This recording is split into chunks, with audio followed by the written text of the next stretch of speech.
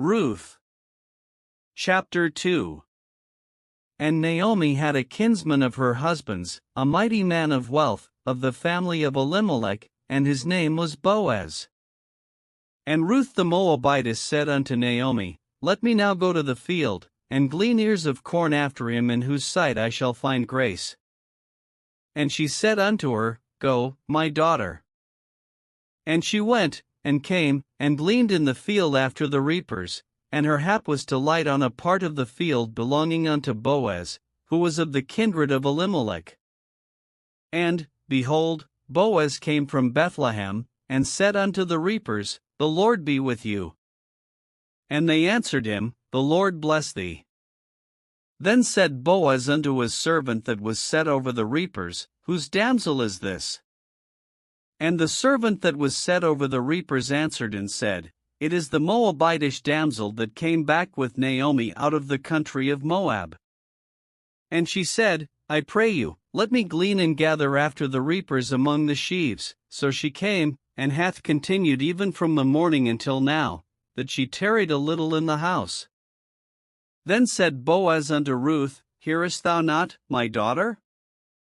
Go not to glean in another field, neither go from hence, but abide here fast by my maidens.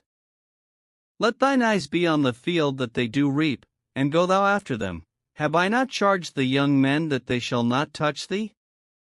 And when thou art athirst, go unto the vessels, and drink of that which the young men have drawn.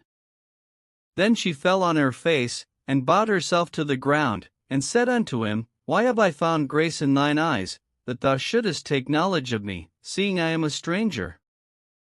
And Boaz answered and said unto her, It hath fully been shewed me, all that thou hast done unto thy mother-in-law since the death of thine husband, and how thou hast left thy father and thy mother, and the land of thy nativity, and art come unto a people which thou knewest not heretofore.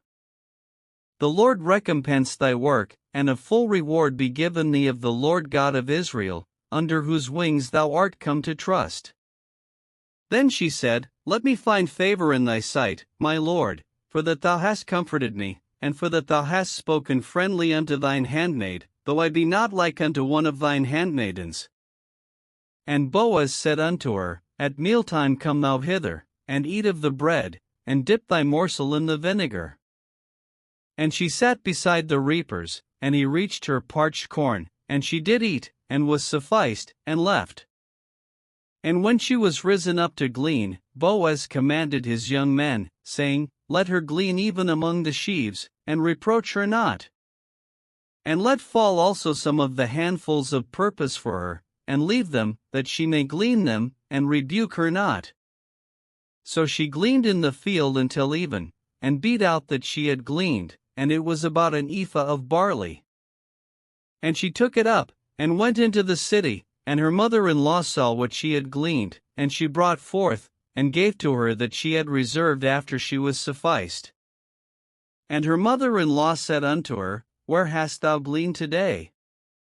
And where wroughtest thou? Blessed be he that did take knowledge of thee. And she shewed her mother-in-law with whom she had wrought, and said, The man's name with whom I wrought today is Boaz. And Naomi said unto her daughter-in-law, Blessed be he of the Lord, who hath not left off his kindness to the living and to the dead. And Naomi said unto her, The man is near of kin unto us, one of our next kinsmen. And Ruth the Moabitess said, He said unto me also, Thou shalt keep fast by my young men, until they have ended all my harvest. And Naomi said unto Ruth her daughter-in-law, It is good, my daughter, that thou go out with his maidens, that they meet thee not in any other field. So she kept fast by the maidens of Boaz to glean unto the end of barley harvest and of wheat harvest, and dwelt with her mother-in-law.